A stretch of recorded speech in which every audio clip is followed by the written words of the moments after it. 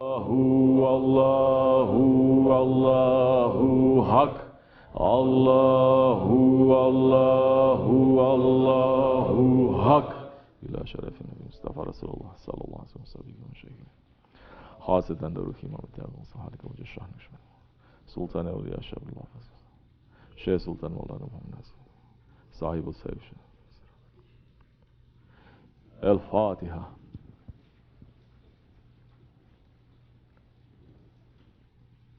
Amin. Assalamu alaikum. Very good. MashaAllah. Okay. Go sit. Be comfortable. Where's your brother? Where's Haider? Huh? Where is Haider?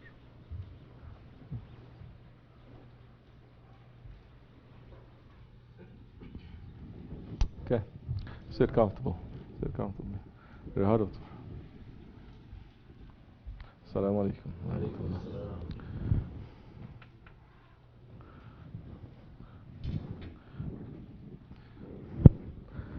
Estağfirullah lazim ve etûbü ileyh. La havle ve la kuvvete illa billahil aliyyil azim.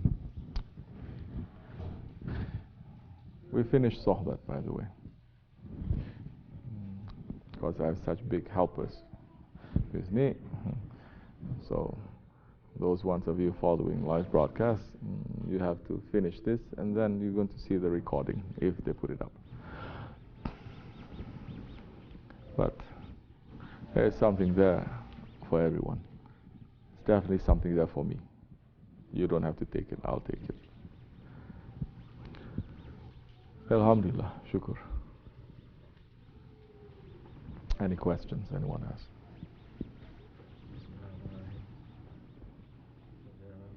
Years ago you were asked, Sheikh Effendi went to you 3 words. And I was wondering that now, 4 years on after his veiling, what he means to you now. Is that changed? Grown?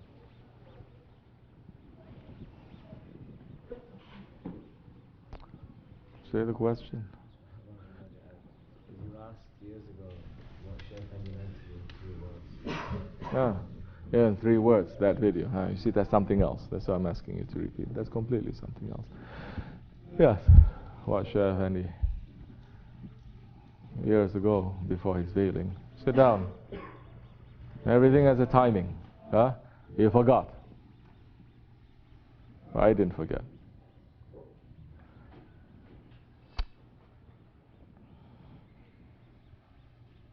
Years ago, a couple of people, Mustafa and all the rest, asking.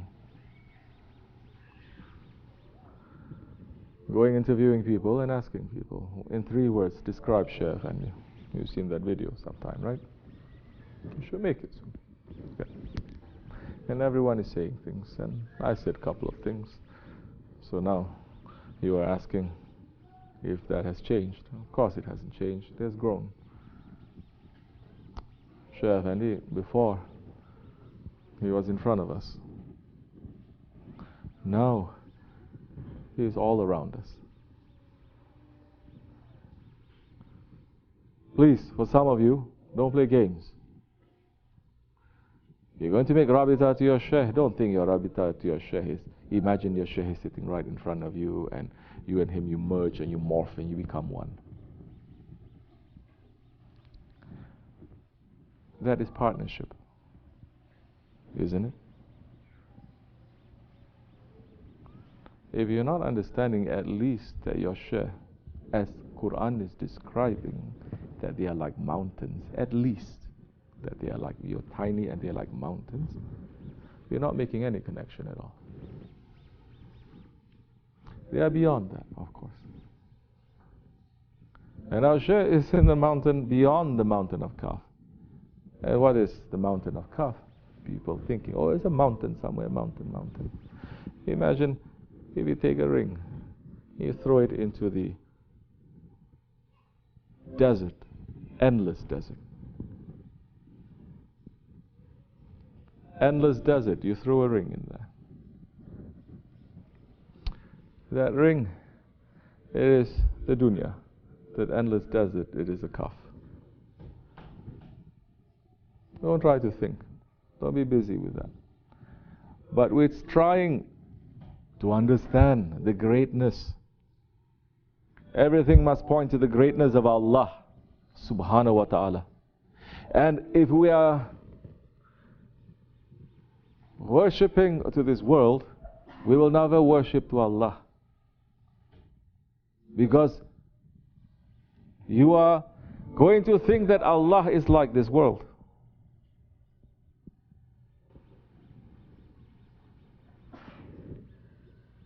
People talking about divine presence so cheaply.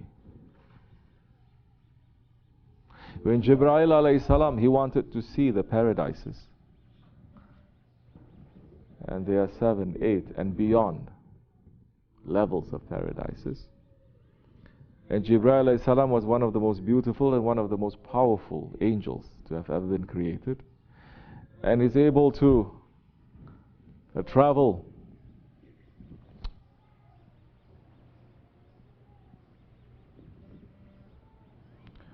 beyond the speed of light, beyond the speed of thought, beyond the speed of will.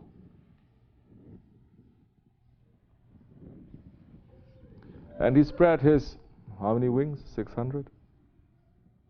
Doesn't matter. You can say 600, you can say 6 million wings. He spread his wings.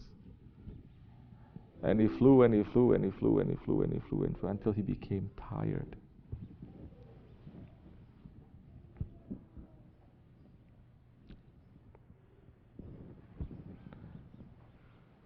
And he wanted to know how much of the paradises he's seen.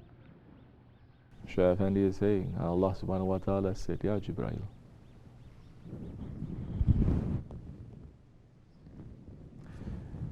say, imagine this is the shape of one paradise.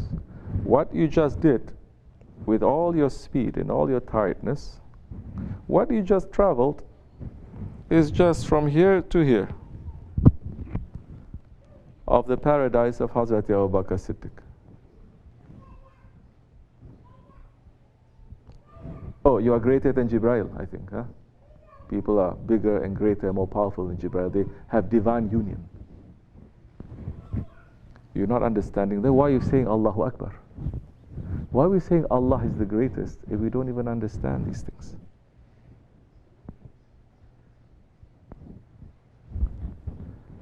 The Holy Prophet ﷺ's paradise, unthinkable.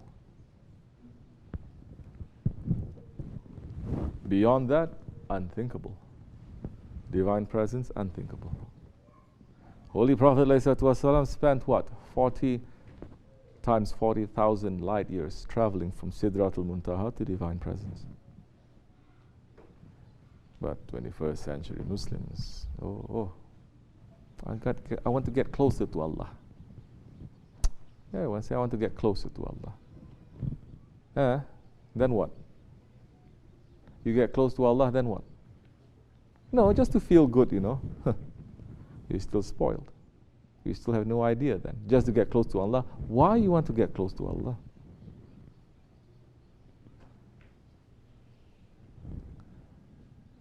Why you want to get close to Allah when you don't know Him? And you get close to Him, then what are you going to do? Holy Prophet ﷺ went close to Allah. Sahibul Qawba Qasain.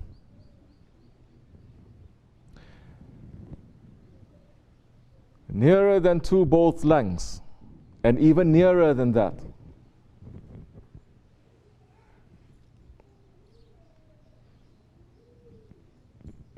Just to sit and to be comfortable?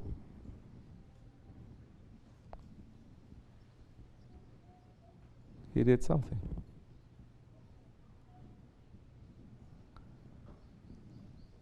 So many, they want to get close to Allah just to ask for themselves too. Holy Prophet ﷺ, one of the things when he was close to Allah subhanahu wa ta'ala is to ask help and support for his nation, not for himself. We don't care about Prophet, we don't care about this nation. We only care about ourselves.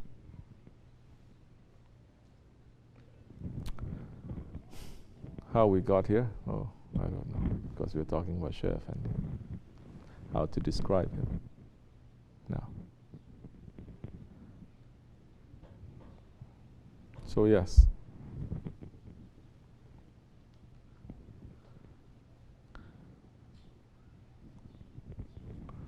He is great. He is the greatest man I know.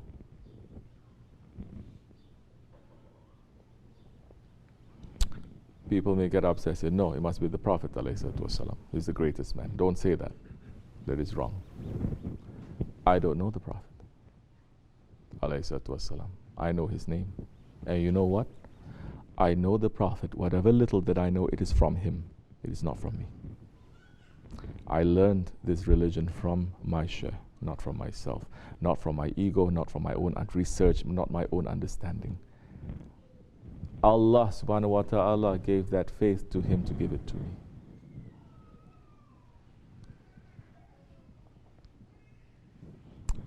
Well, we can talk about the Shaykh. Even other tarikats are going to say we are committing a shirk.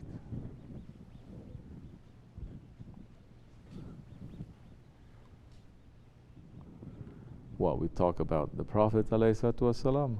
Oh, imagine then.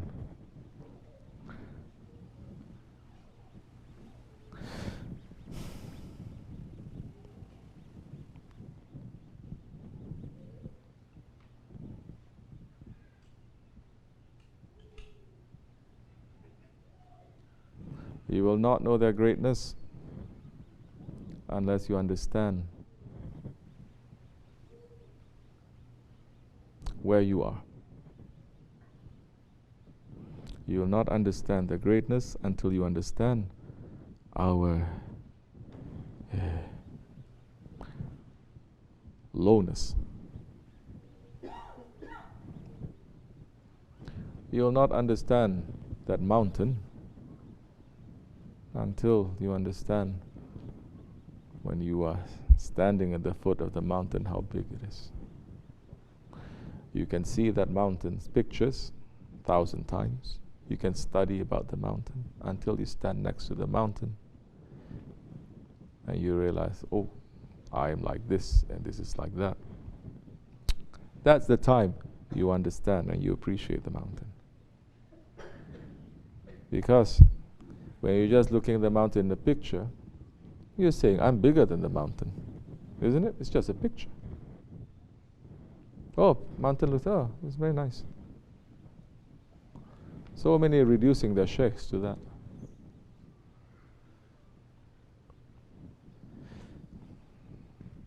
Then, that time, with that proper manner, and that proper awe, and that proper love that you have to your sheikh, that you're running to step on your ego and to serve, then that time, they bring you into the majestic presence of the Holy Prophet ﷺ.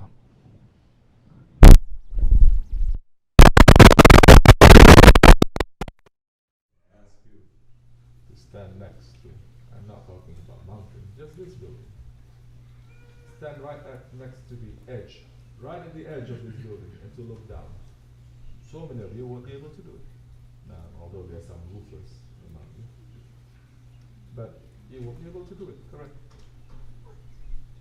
Why is that? There is a fear.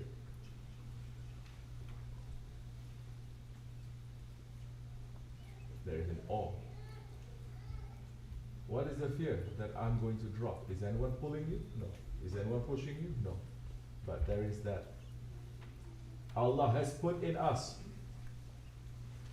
a respect and an awe in something that is bigger than us. If you go to the Niagara Falls, same thing. If you go to Grand Canyon and you stand next to it, you don't look and you stand next to the Grand Canyon and say, what a great person I am. You're going to say, what am I within all this?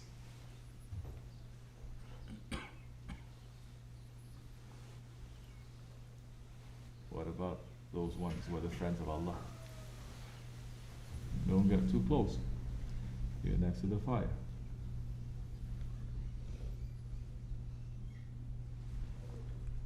Now what about the Holy Prophet ﷺ? Because we have reduced him.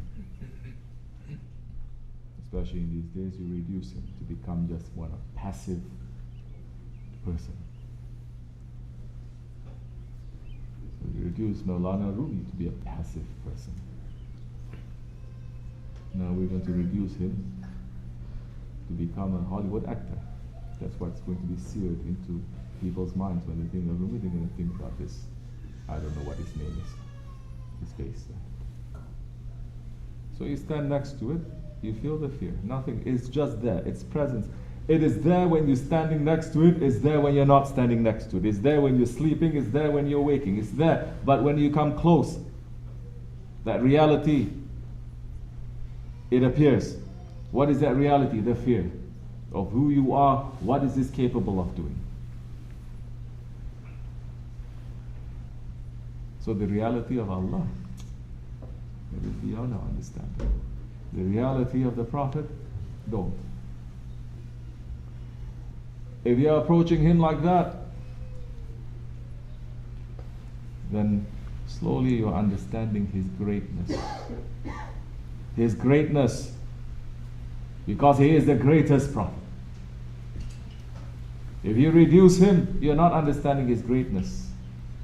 You may feel a little bit more comfortable, but you're not knowing him.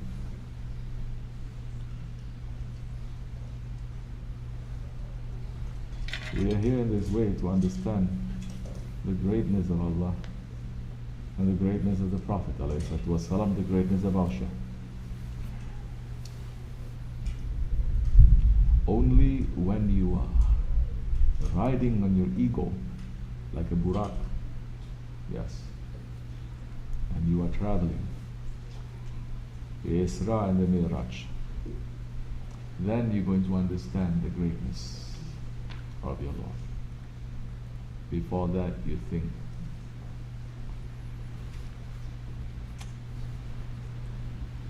there is no Lord. Greatness is me, because I exist. I jump up and down.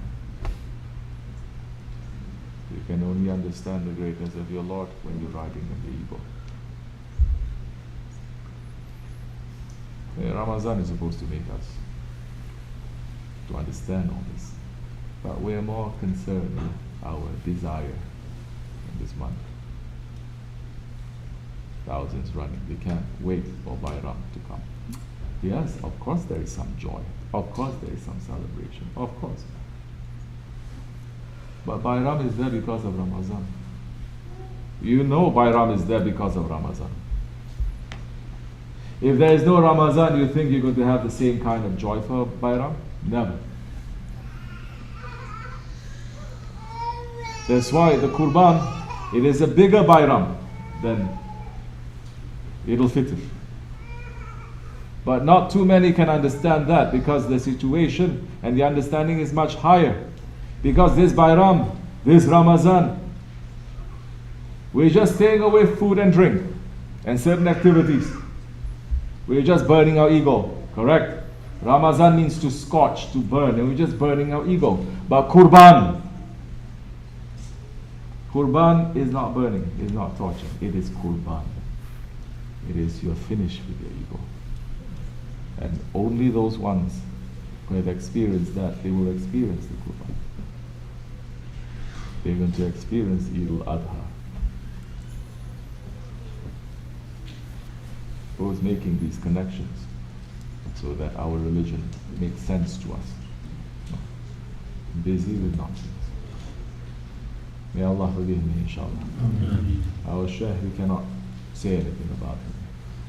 We live every single day, every single moment, every second we speak about him is never ending.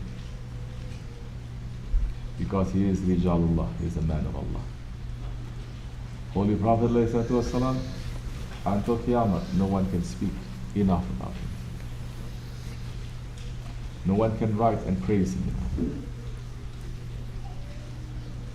If you take all the trees and make them into color, if you take all the oceans and make them to become ink, you can never finish describing Rahmatan lil Alamin.